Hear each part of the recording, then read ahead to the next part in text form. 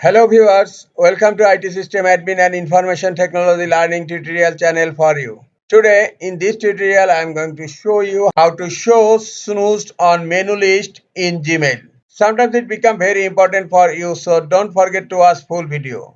Look, now snooze is not showing in my menu list on my Gmail. Now I'm going to show how to show snoozed in menu list on Gmail. Click on gear icon called settings. Now click on see all settings.